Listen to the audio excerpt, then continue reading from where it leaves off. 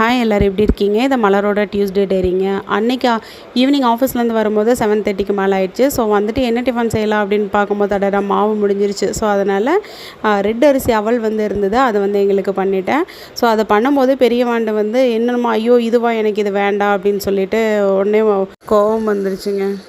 அடடா என்னடா இதை நம்ம மட்டும் சத்தாக சாப்பிட்றோமே, நம்ம பையனும் கூட ஸ்வீட் சேர்த்து சாப்பிட்டானே, பாப்பா ஒன்றும் சாப்பிட்லையேன்னு ஃபீல் பண்ணும்போது தான் டக்குன்னு ஞாபகம் வந்தது. நம்ம இன்ஸ்டாகிராம் மில்னாராஸ் பேஜிலேருந்து நமக்கு சிறுதானிய சத்துமாவு ஹெல்த் மிக்ஸ் அனுப்பிச்சிருந்தாங்க.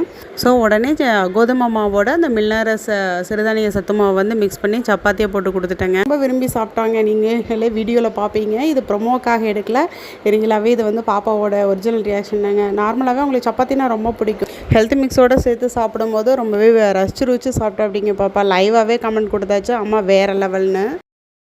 சாப்பிட்டு முடிச்சதுக்கப்புறம் அம்மா நாளைக்கு ஸ்கூலுக்கும் லஞ்ச் பாக்ஸுக்கு நீங்கள் இதே ரெசிபி எனக்கு செஞ்சு கொடுக்கணும்.